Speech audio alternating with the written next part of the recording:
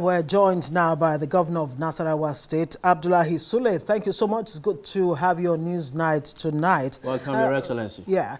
First off, let's establish the fact that you're aware of this alleged illegal mining going on in Endo village. And how is the government intervening in this situation? Can you even tell us what exactly these illegal miners are mining in that area? Thank you very much, Ngozi, and thank you for having me. This is a very serious problem. Unfortunately, it is Nasarawa State we are mentioning today, but it's a problem all over Nigeria. What is there, to answer one of your questions, it is actually lithium. And lithium today is known as one of the most attractive, minerals that you can find. The price of lithium at the international market actually rose from $7,000 per ton all the way to somewhere around $78,000, more than 10 times, the price. Those are the kinds of problems that we are facing. And we are very lucky in the north central part of Nigeria. There is so much lithium. I think if you saw the news about a week ago, I had to visit one of the sites, one of the Chinese companies that I have been speaking with, and I told them that it is very important that they do not continue to take our material in its raw form outside Nasarawa State. We must find a way to process it in Nasarawa State. Locally for us, they are building a factory roughly about $100 million, which I went and visited. So it is not just about the material, it's actually a fundamental problem we have in this country. One, about the illegal mining you have mentioned, and two, about the degradation of the environment. And these people are doing most of these things without following the due process of mining. So at the end of the day, they finish their digging, they abandon the site, they are not concerned about what is going to happen to the people, they are not concerned about the environmental hazards, they are not concerned about all the atmospheric contamination that they are causing, nothing whatsoever. So it's a fundamental problem that we have to sit down and look at it again. At the last NEC, we discussed it, and then I believe very strongly with the kind of leadership we have today in this country, that this is one thing that has to be tackled. Otherwise, it is going to be a disaster for this country.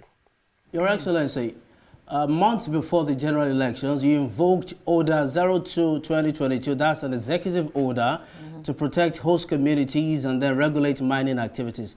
And then I also remember that you mandated the Ministry of Natural Resources to enforce this order. Speak to us about the performance of this order.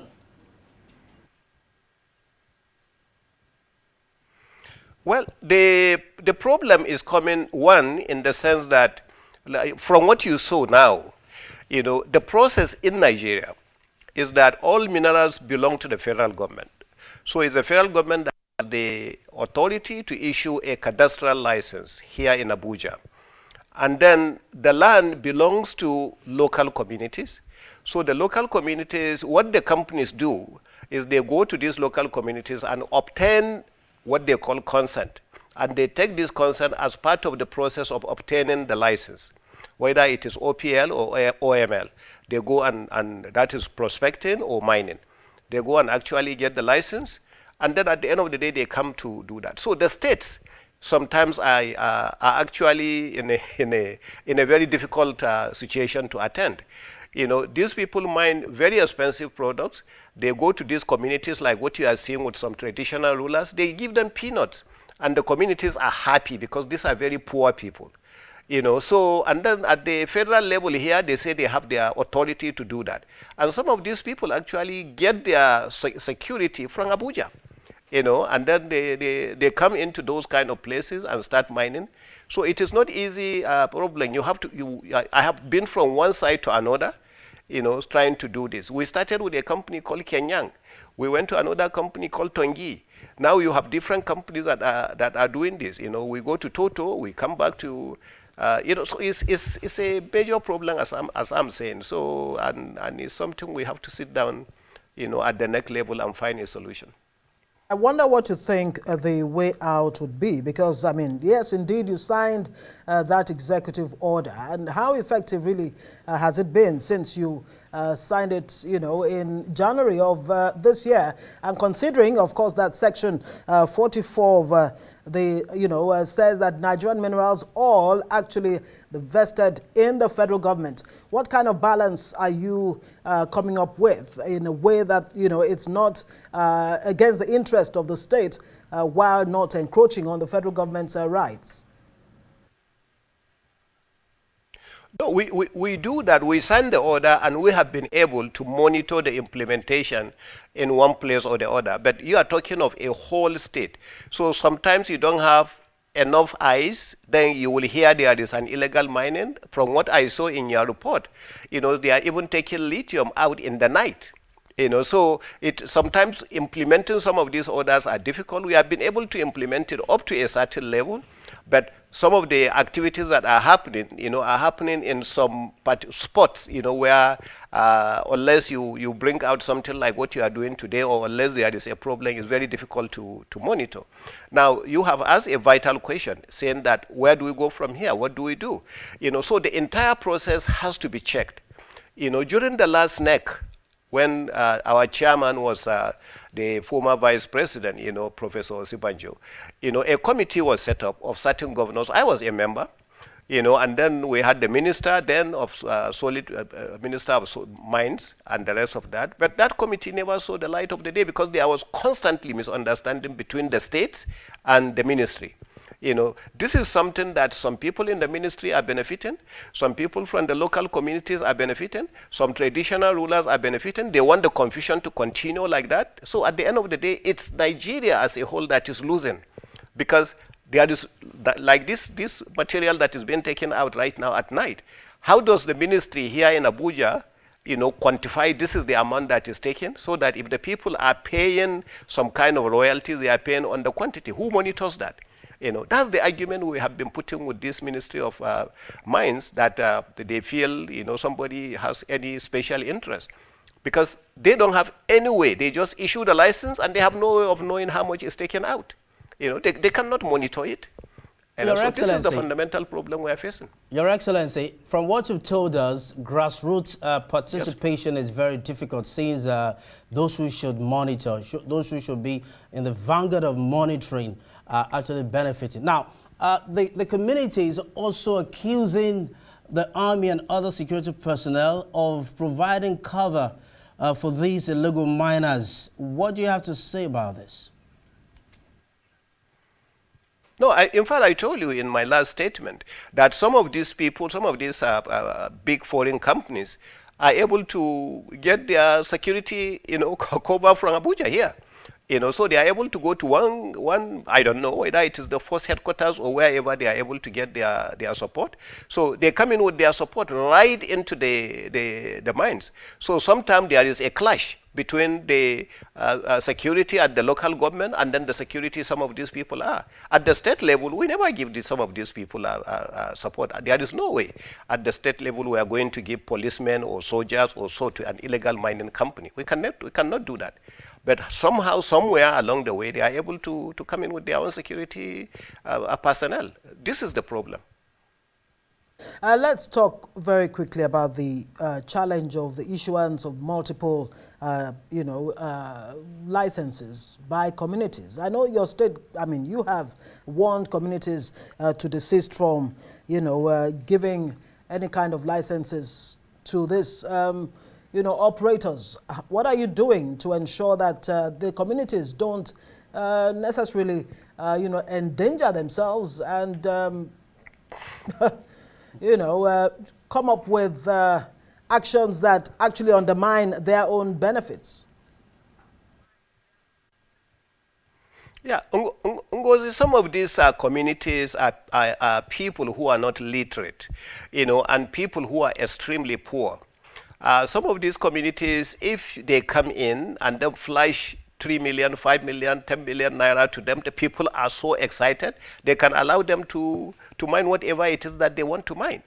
And that's the reason why we are insisting at the state level that every mining activity, it has to be a tripartite agreement.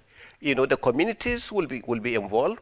The federal government here in Abuja through the ministry will be involved, and the state government should be involved because the land also belongs to the states.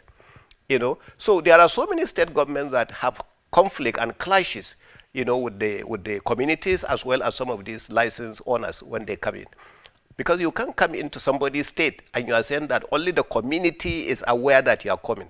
Then when they are in trouble, they come to the state government, they are looking for support in form of security. So, and here at this level, either the communities will give multiple consent to some of these people, or at the federal level here, they will give multiple. I have seen situations where multiple cadastral licenses were given to two different companies, and they come and clash here in that. We had this kind of situation in Awe with a former governor given a license, and then another company, they are given a license, and they were fighting from 2017 up till the time I came in 2019, and then I inherited the problem, trying to see how we can separate them. So it's a confusion that some people benefit from, and it is those who are benefiting that are more interested in allowing the confusion to continue. Now, we understand, from what you've said tonight, we understand that the executive order you signed months before the general elections has not been entirely effective. Then you've also told us that community leaders are joining forces with certain security agents to provide cover for these illegal miners. Then you've shifted most of the blames to the doorstep of the federal government. Are you saying to us, Your Excellency, that you're not able to do much about this situation? No. What I'm saying is just like every other thing in the country. What I'm saying is that we do the best we can in the implementation. We can't say that our executive order has been ineffective. It has been effective only to a certain level that we are able to monitor, we are able to see, and we are able to control. Nasarawa State, as at 2019, had over 416 licenses that were given to different companies. 416. Assuming I'm going to send just two policemen who cannot even take care of it. Assuming it's only two. These two that you are talking about, we are talking of roughly about 900. I don't have this kind of policemen. So we send certain people to the local government so they are able to monitor, but sometimes when there is a problem in certain areas, then they will go to some of those areas. That's what the local government chairmen have been doing. That's why the Ministry of Environment are also working on. So yes, it's not 100% effective, but it's been effective. We've been implementing it at one point or the other. And I'm not just blaming the federal government, as I said. Sometimes within the communities, there are some communities that are benefiting from this kind of confusion, and they do that. And we call them sometimes, we call them so many traditional rulers. I have had situation where I confronted them to say that you are killing your own community. You are causing this problem to the community because of the peanuts that you are getting, and this and that. I have come directly in contact with those kind of traditional rulers. So there is it's a joint thing. You can't just blame the federal government alone, because our own communities are also deeply involved in benefiting from these type of problems. Absolutely. And Mr. Governor, before we let you go, let's get your thoughts on this development. The factional speaker of Nasarawa State House of Assembly says efforts made by your humble self to resolve the speakership tussle in the state have not really gone far enough. Well, Daniel Oga says no resolution has been reached in the first round of meetings, but he says he's confident that you're not, going to be partisan, that you're going to be neutral all the way. How neutral are you, and how neutral will you be in this particular matter? Well, when you say neutral, it is actually a situation of the party. It's the party itself. Honorable Ogazi is APC. Honorable Balarabe is also APC. Both of them are APC members. So yes, there is some issue. There are some problems going on between them, and we are making effort. But these type of issues are not things that you can just jump one night and solve the problem. But we are making extremely excellent progress. Today, just yesterday evening in Abuja, I had a dinner with all the 10 members, and they had told me that with this meeting that we had, it looks like we have seen the light at the end of the tunnel. And they agreed that we should have another meeting of all the 24 members where we'll sit down, look at each other straight in the face, and resolve this matter once and for all. And we agreed that meeting is going to be tomorrow in Lafayette at 10 o'clock in the morning. And we are going to go in, we have one at 10 o'clock and then the next meeting at 1 p.m. So that we can sit down and resolve the matter. But it's not a question of taking sides. It's a situation that both of them are members, both of them are excellent friends of each other. They are very good friends. I met them together. I didn't know any one of them until I became, probably the governor. So that's the situation. So it's not about taking sides, really. It's about, we say we prefer this one to be the speaker rather than this one, and he say he has his own problem. We say, okay, let us sit down and resolve the problems. And I believe very strongly by the end of the meeting tomorrow, we shall be able to put this thing behind us. Thank you very much, Governor Abdullahi Sule of Nasarawa State. We can only hope that you find a solution sooner than later to the issue of illegal mining in your state, and of course, the impasse in the State House of Assembly. Thank you very much for joining us on Newsweek.